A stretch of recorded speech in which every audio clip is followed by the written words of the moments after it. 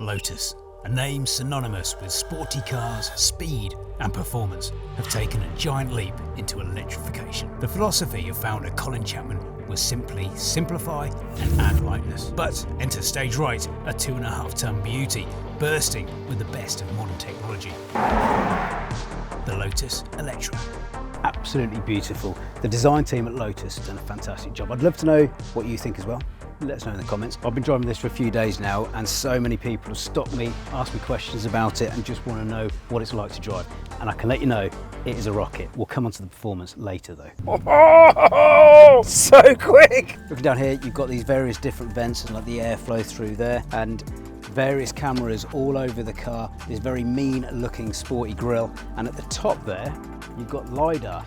And if you didn't know what LiDAR means, it stands for LiDAR is a detection system which works on the principle of radar but uses light from a laser. This car's got freaking lasers. And it has level 4 autonomy, which means when it's legal, this car will drive itself. So it is a new age for Lotus, and the car from a distance you might not recognise as a Lotus, but one thing that is indistinguishable is this badge.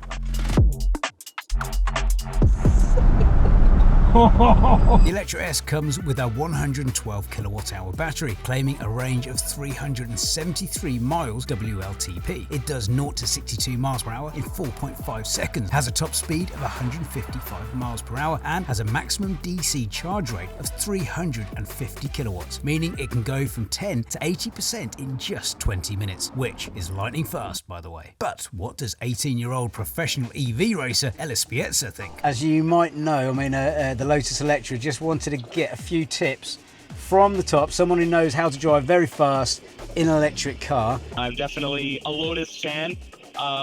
Some of their track purpose-built cars have been some of my all-time favorites to, rip around in and take a look at, but I definitely think seeing them go electric is absolutely incredible. It does 0 to 60 in 4.5 seconds in this Model S version, but there's an R version, over 900 brake horsepower. That's incredible. I mean, we've seen what the Tesla can do with their Plaid, so to have that in sort of a more family-oriented car, you can pick up the kids, drop them off, put it in sport mode, and you could probably beat pretty much anything from, light to light in that short distance with all that extra power. And then, of course, that all-wheel drive, putting it to the floor and getting you, from 0 to 60 in an absolutely insane amount of time. Welcome to the interior of the Lotus Eletre. It is beautiful. Everything is lovely to the touch. You do have these plastic bits here, which are fingerprint nightmare, but everything just feels super premium. This screen is excellent. The steering wheel, we'll come on to that shortly, has got so much control in it, and they've just done a really good job on designing this. Does it match the hefty price tag? Just about, although it has got a few features which I think needs improving, which could be done in software updates. The kids obviously wanted to know, has it got games? Not really. But to be fair, I wouldn't let them in this car anyway, it's just too nice. Storage, now this is a great little feature. Got like these little trampoline type things. Although it could do with going a little bit lower, unless you want to pretend you've got a gear stick there. Down there, loads of room for stuff in there. You've got a nice little hole here to put your phone on wireless charging, and you've got a door bin, but it's not the biggest, doesn't fit your big bottle, does fit your little bottle. I do wish that they'd made room for something down here, even for like things like sunglasses or mobile phone, that sort of thing, if I'm being a bit of a grumbler. Oh, and when Barney, and I said I wouldn't mention this, when Barney was explaining how certain things in the car worked, he showed me that this was how you put the spoiler up at the back. Glove box. He'd be very embarrassed about that. Sorry Barney, I hope you're not watching this. Aside from that, Barney had an encyclopedic knowledge of this car and all things Lotus. Keep an eye out for his insight on the Eletre S. I love it. I don't want to give it back, so that is my litmus test for all cars. Please can I keep it Lotus? Please. Who does this car best suit? The type of person that wants to feel like the cat's pajamas, someone that is keen to cruise through town, but not the type of person that needs to rev their engine all the time. Do you know what? I wish we could have taken this on a track to see what it could really do, try and get it sideways. But even driving around country roads, when you put your foot down, you know that it can handle whatever you throw at it. And it is quite big, it's quite a long car, it's quite a wide car, and we've had to go through a few sort of tight bits, but there's so many sensors and so many cameras around the car, it does make your driving experience very easy. Mega comfortable, the ride height's really good, the seats are brilliant, you've even got heated and cooled seats, so at the moment I've got a nice cool bottom. If I'm going to be really picky, I'd say the suspension could be a bit softer and the brakes could be a bit less keen.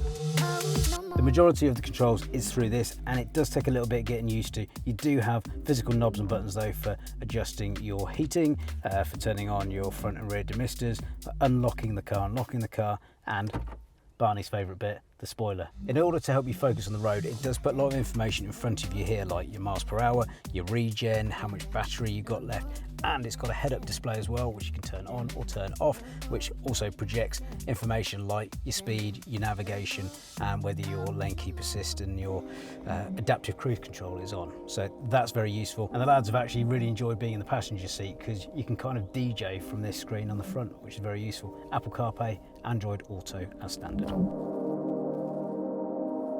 When you put your foot down.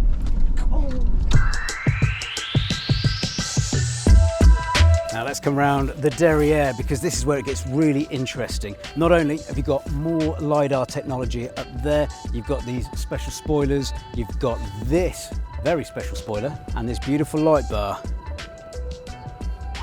So this pops up when you're going at certain speeds to give you extra downforce. Even more cameras down here and extra aero. Cameraman Cal, pass me the stick of glory.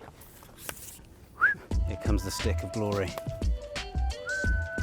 The only thing slow about this car is how slowly the boot goes up. If I'm really grumbling, that's quite quick actually. Decent boot, but does it pass our golf club challenge? Stay tuned to find out. Another challenge we started to put these cars through is the Braking Dad Challenge, 60-0, putting the brakes through their paces, which the Eletre passed with flying colours. Very impressive. And it's a very spacious place to be. Even if you're very tall or very short, you've got loads of manoeuvrability in these electric chairs, and it's got a massaging option as well. So you're driving along, you've had a long road trip, hit the massage, and it just gives you what you need. Let's talk about the steering wheel. Oh, a solid thump. Sorry, I just made you jump, Cal. Down here, we've got the regen. So you've got these paddles on either side. So your regenerative braking, which basically forces energy back into your battery when you're not accelerating. Very useful to have these up here. It does make you feel like a racing car driver. On the right-hand side here, you've got your mode select. So you've got various different modes. We've got Tour, which we're currently in, or you can go into range, which is if you're driving very long range, and off-road, which is going to make the car go up and ready for going into four-wheel drive. And when it does, it gives you that extra bit of confidence over rough terrain. Perfect for mounting those high curbs in Chelsea, if that's your thing. Let's go through some of the features. This is a really nice touch.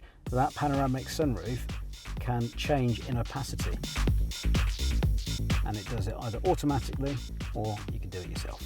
And if you just want to sit and admire your car from inside the car, you can do this till all the cows come home.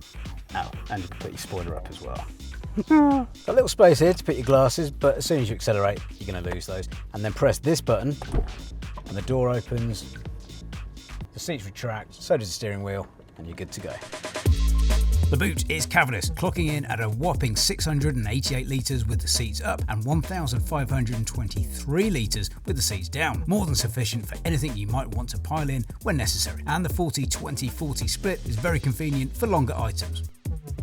Now, if you've got something heavy you want to chuck in the boot, fear not, as it has a handy button that swiftly lowers the suspension for you. Oh, and it's got ISOFIX for the child seats.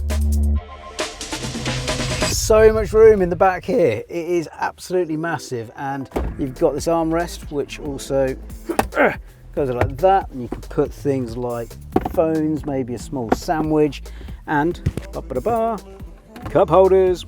But this is where it gets really interesting. They've got a screen in the back here, which means you can control your climate, you can control your seats, you can even play music through the back here. This was quite an annoying feature though, because when I put my kids in here, the first thing they did was started moving this chair, the passenger seat chair, backwards and forwards, and it was driving the passenger mad. You've even got heated and ventilated seats in the back. Kind of like this, although if you want to poke the driver in the back of the head, you can do. Oh, and for you executive travellers, if you want to bring a coat hanger in your shirt, you can stick it on there. There's also a hook there. Not quite sure what we'd put here? Let us know in the comments. Now, it's always good fun to show off an EV's greatest party trick, straight line acceleration. So I decided to get some real-time reactions, much to the surprise and clear joy of team members Lewis and Pruti. Through years of gimbal operation, Lewis has developed forearms like Popeye, but would his reactions be enough to prevent a trip to A&E? There was only one way to find out.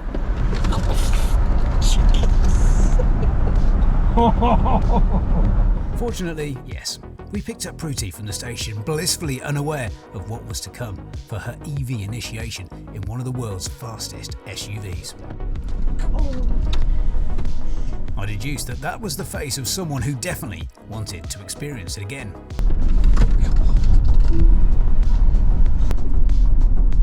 I usually avoid roller coasters as well. If you feel bad for Pruti, don't worry, Lewis had another go-to. Jeez, Lou.